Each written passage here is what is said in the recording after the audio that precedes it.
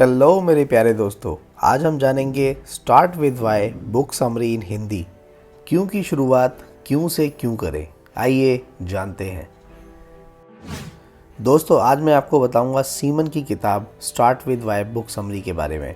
अगर आपको अपनी ज़िंदगी को एक बहुत ही अच्छे तरीके से जीना है और एक लीडर बनकर जीना है तो इस बुक से आपको सीखना होगा। ये बुक समरी ध्यान से पढ़ें और इस बुक को पूरा ज़रूर पढ़ें। ज़रा आप खुद पर एक अपनी नज़र डालिए। आप किस ब्रांड के कपड़े पहनते हैं, आप किस ब्रांड के जूते या बैग लेते हैं, या आप सुबह में क्या नाश्ता करते हैं। आज सुबह आपने किस शैम्पू से बाल धोए थे। सबसे ज़रूरी बात कि आप ये प्रोडक्ट्स क्यों लेते हो। आप शायद बोलेंगे कि सस्ता या अच्छी क्वालिटी का होने की वजह से आप इन सभी प्रोडक्ट्स को इस्तेमाल करना पसंद करते हैं। लेकिन क्या आपको पता है कि आपके कपड़े और जूतों से ही आपकी पहचान होती है। दोस्तों, आपकी जो भी लाइफस्टाइल है या जो भी आपकी पर्सनालिटी है, सब कुछ आपके पहनावे से झलकती है। इसलिए जो कुछ भी आप इस्तेमाल करते हैं उसके पीछे एक ख़ास वजह होती है। दोस्तों, लोग वो नहीं खरीदते जो आप बनाते हैं, बल्कि आप क्यों बनाते हैं वो इस पर ध्यान देते हैं। आइए एक बहुत ही अच्छे एग्जाम्पल से समझते हैं। एप्पल का नाम तो आपने सुना ही होगा। एप्पल खाने वाला नहीं, एप्पल जो आप यूज़ करते हैं, यानी कि आईफोन या फिर मैकबुक। एप्पल कहता है कि कुछ अलग सोचो। क्या आप जानते हैं कि एप्पल की कंपनी ने 1984 से अपना स्लोगन आज तक चेंज क्यों नहीं किया। यही बात एप्पल को सक्सेसफुल बनाती है, क्योंकि उनके पास एक क्लियर वाई है, यानी कि एक क्लियर रीज़न है।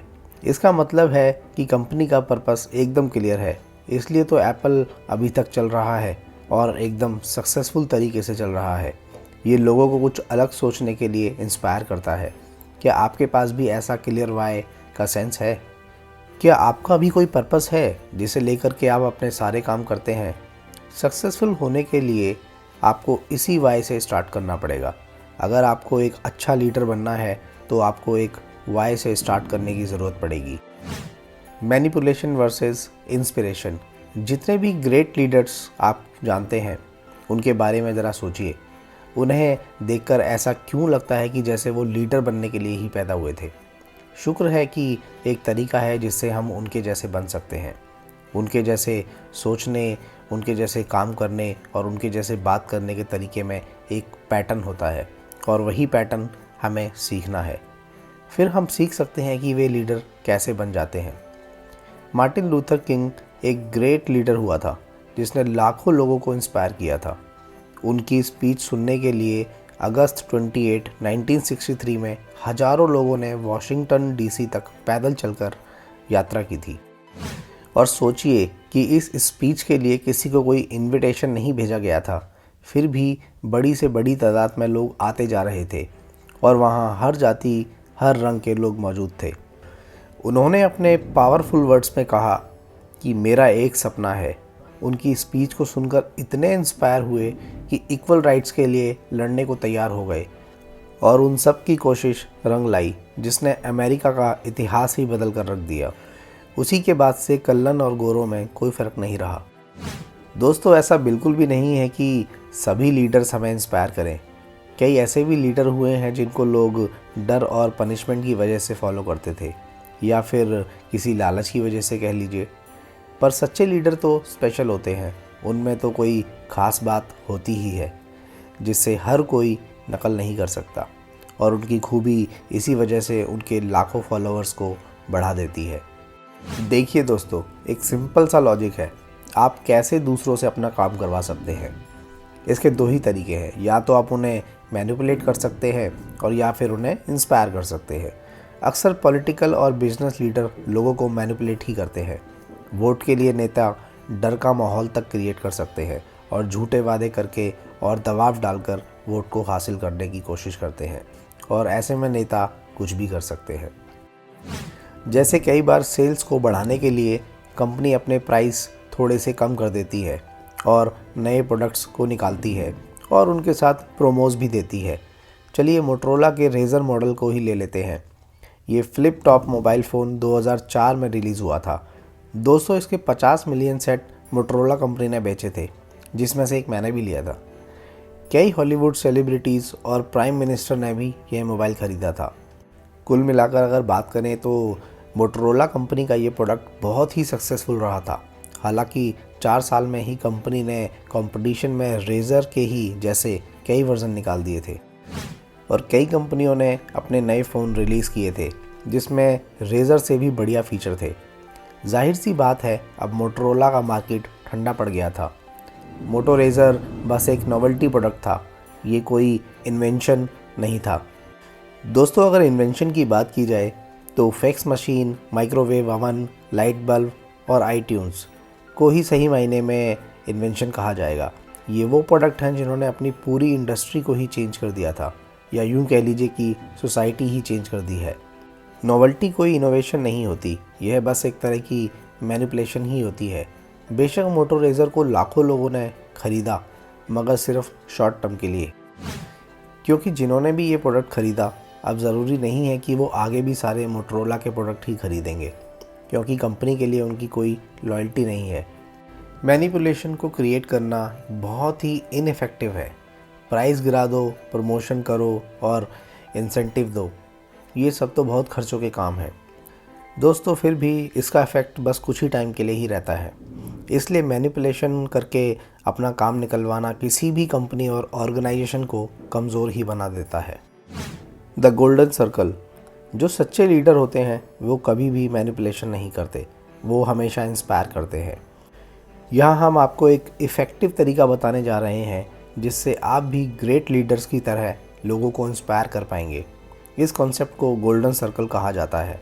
ये गोल्डन सर्कल ह्यूमन बिहेवियर के पैटर्न को एक्सप्लेन करता है, जिससे हम अपने एक्शन के पीछे की वजह को समझ पाते हैं और ये हमारे लिए हमेशा एक स्ट्रॉन्ग रिमाइंडर की तरह काम करता है। कुछ भी शुरू करने से पहले हम खुद से पूछें क्यों, हम ये क्यों कर रहे हैं। क्यों बाइक राइडर्स अपनी बॉडी में हार्ले डेविडसन के लोगों का टैटू बनवाकर घूम रहे होते हैं, या फिर क्या आपने कभी सोचा है कि एप्पल इतना कैसे ट्रांसफॉर्म हो गया। सबसे पहले इन्होंने कंप्यूटर बनाए, फिर गैजेट्स बनाए और फिर मोबाइल बेचने शुरू कर दिए। उनका पर्पस क्लियर था, इसलिए हार्ले डेविडसन और एप्पल दोनों ही एक बहुत बड़ी सक्सेसफुल कंपनियां हैं। दोनों कंपनियों ने वाई की सोच के साथ अपने काम की शुरुआत की। अब हम इस गोल्डन सर्कल को लेते हैं। इसमें लिखा गया वर्ड व्हाट यानी क्या उस सर्विस या प्रोडक्ट को रेफ़र करता है जो कंपनी ऑफ़र कर रही है। ये समझना बहुत ही आसान है। किसी भी एम्प्लॉई या कस्टमर से पूछ लीजिए, सबको पता होगा कि कंपनी क्या ऑफ़र कर रही है। अब दूसरा वर्ड आता है हाउ यानी कैसे। दोस्तों इस बात को समझना थोड़ा मुश्किल है कि कैसे कोई कंपनी अपने कॉम्पिटिटर्स से अलग है, यह एक बेहतर तरीके से बाकियों से कैसे काम कर रही है। ये हाउ उस वर्ड के पीछे का प्रोसेस है जो कंपनी करती है, और हाउ उस कंपनी के डिसीजन मेकिंग को रेफ़र करता है। दोस्तों किसी भी कंपनी का पर्पस या वाई सिर्फ प्रॉफिट कमाना नहीं है, प्रॉफिट तो बस एक रिज़ल्ट है। वाई रेफ़र करता है उस बिलीव को, उस कॉज को या फिर उस पर्पस को जो कंपनी लेकर चलती है। आखिर वो कंपनी क्यों शुरू हुई थी, आखिर उसकी वजह क्या थी, क्यों उस कंपनी के एम्प्लॉयज़ काम करते हैं और मोटिवेट होते हैं, कस्टमर क्यों उस कंपनी के प्रोडक्ट लेते हैं। दोस्तों ज़्यादातर कंपनीज़ बाहर से अंदर की तरफ कम्युनिकेट करती हैं, उन्हें क्लियर पता होता है कि वह क्या कर रही हैं, मगर जब वो इस गोल्डन सर्कल में गहराई से चली जाती हैं तो ये थोड़ा फर्जी हो जाता है। उनमें से ज़्यादातर ये एक्सप्लेन ही नहीं कर पाती कि वह कैसे काम कर रही हैं। यह एक तरह से उन्हें पता नहीं होता कि अपनी कंपनी की शुरुआत आखिर किस लिए की गई थी, कंपनी का मेन पर्पस क्या था, इस बारे में उन्हें कुछ पता ही नहीं होता है।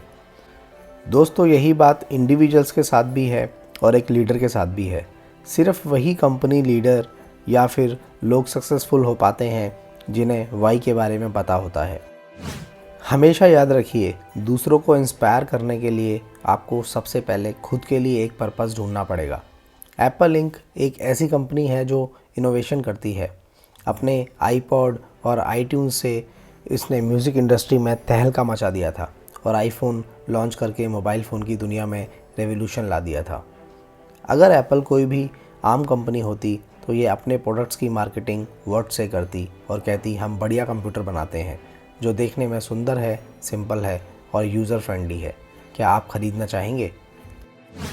दोस्तों ये तो एक टिपिकल सेल्स पिच है जो कि सभी करते हैं, मगर एप्पल इसे नहीं करता। एप्पल ने इसे सबकी तरह नहीं किया। कंपनी की शुरुआत इनसाइड आउट से हुई थी। ये एप्पल के कम्युनिकेट करने का तरीका था। उनके लिए वाई हमेशा सबसे पहले आता है। जो भी हम करते हैं उसमें स्टेटस क्यों बदलने की कोशिश करते हैं, क्योंकि हम औरों से अलग सोचते हैं। इसलिए तो एप्पल बाकी के सभी कॉम्पिटिटर से आगे है। दोस्तों ये क्लियर है कि एप्पल का वाई यानी पर्पस यही है कि वो स्टेटस क्यों को चैलेंज करना चाहता है और कुछ हटकर सोचना चाहता है। आप देखेंगे कि एप्पल के एडवर्टाइजमेंट में भी यह बात साफ होती है और यही वजह है कि वह एक स्ट्रॉन्ग पर्पस को लेकर चलने वाली एप्पल कंपनी हमेशा क्वालिटी के प्रोडक्ट्स बनाती है। हालत ये है कि कंपनी को सिर्फ अपने कस्टमर्स की नहीं बल्कि अपने एम्प्लॉयज़ की भी लॉयल्टी मिली है। ये भी एक रीज़न है कि एप्पल ने कंप्यूटर के अलावा इतने MP3 और मोबाइल फ़ोन भी बेचे हैं। दोस्तों इन सब के सेंटर में एप्पल का वाई यानी उसका पर्पस ही काम कर रहा है। क्या आपको ये बात मालूम है कि असल में MP3 प्लेयर एप्पल ने नहीं बनाया था, इसे क्रिएटिव टेक्नोलॉजी लिमिटेड सिंगापुर ने बनाया था। लेकिन फिर भी एप्पल ने इसका मार्केट कैसे अपने कब्जे में ले लिया। दोस्तों क्रिएटिव ने ये प्रोडक्ट 5GB MP3 प्लेयर के रूप में एडवर्टाइज़ किया था, मगर एप्पल ने कहा आईपॉड जब आपकी जेब में है तो 1000 गाने हैं। क्रिएटिव ने मार्केट को बताया कि ये प्रोडक्ट क्या है, पर एप्पल ने मार्केट को बताया कि क्यों कस्टमर को आईपॉड ख़रीदने की ज़रूरत है। दोस्तों हमेशा याद रखिए कि जब आप किसी कस्टमर के क्यों का आंसर देते हैं तो वह आपको ज़्यादा सुनता है। याद रखिए कि लोग ये नहीं देखते कि आपके पास क्या है, वह ये देखते हैं कि आपके पास यह क्यों है। क्या आप जानते हैं कि डेल ने अपना खुद का MP3 प्लेयर 2003 में निकाला था, मगर ये उतना सक्सेसफुल नहीं हुआ था क्योंकि सबको पता था कि डेल कंप्यूटर बनाती है और डेल से कोई MP3 मोबाइल ख़रीदना कोई अच्छा आइडिया नहीं लगता। कुछ सालों बाद डेल ने डिसाइड किया कि वे अपने कोर बिजनेस में ही फोकस करेंगे। वहीं दूसरी तरफ हमें पता लगा कि एप्पल एक ऐसी कंपनी है जो औरों से हटकर स्पेशल सोचती है और अपने एप्पल इनोवेशन करती है। ये कंपनी अपने प्रोडक्ट से इंडस्ट्री को ही बदल देती है। मतलब जो चला आ रहा है उसमें ये बदलाव कर देती है। एक तरह से ये नॉर्मल को चैलेंज करती है और अपने कस्टमर को एक यूज़र फ्रेंडली प्रोडक्ट देती है। दोस्तों हम सभी जानते हैं कि एप्पल कंपनी वाई की सोच को लेकर काम करती है, ना कि व्हाट की सोच के साथ। जब एप्पल कंपनी बनी तो इसका लीगल नाम था एप्पल कंप्यूटर्स इंक, लेकिन कंपनी ने 2007 में ही अपना नाम बदलकर सिर्फ एप्पल इंक रख लिया था, क्योंकि एप्पल कंप्यूटर बनाने वाली कंपनी से कहीं बढ़कर थी। कुछ अलग सोचने की सीख सबसे पहले एप्पल ने ही दी थी। ये उनका पर्पस था, उनका ये वाई हमेशा रहेगा चाहे वट कुछ भी हो। एप्पल ने वो कर दिखाया जो एक HP और डेल कंपनी नहीं कर पाई। एप्पल ने आईपॉड बनाकर छोटी इलेक्ट्रॉनिक इंडस्ट्री में कदम रखा। इसका कंपटीशन सोनी और फिलिप्स के साथ था। एप्पल ने मोबाइल फ़ोन्स का ट्रेंड ही चेंज कर दिया था। एप्पल के आईफोन्स की वजह से ही नोकिया, मोटरोला और एरिक्सन ने भी अपने टच स्क्रीन वाले फ़ोन निकाले थे। HP और डेल ने भी कोशिश की मगर चले नहीं, तो फिर कंप्यूटर बनाने तक ही रह गए। कंक्लूज़न। तो दोस्तों आपने देखा कि वाई, व्हाट और हाउ क्लियर होना कितना ज़्यादा इम्पॉर्टेंट है। ये सिर्फ बिजनेस में ही नहीं, हमारी पर्सनल लाइफ में भी उतना ही इम्पॉर्टेंट है। आज आपने सीखा, क्या सीखा ये बताओ। दोस्तों क्या आप भी एक बिजनेसमैन बनना चाहते हैं? क्या आपको भी एक एप्पल जैसी कंपनी स्टार्ट करनी है? तो चलिए start with why book summary कैसी लगी अब ये बताइए। अगर आपके मन में कोई भी सवाल हो और सुझाव हो तो मुझे कमेंट में लिखकर ज़रूर बताएं। अपना बहुमूल्य समय देने के लिए बहुत बहुत धन्यवाद। Wish you all the very best.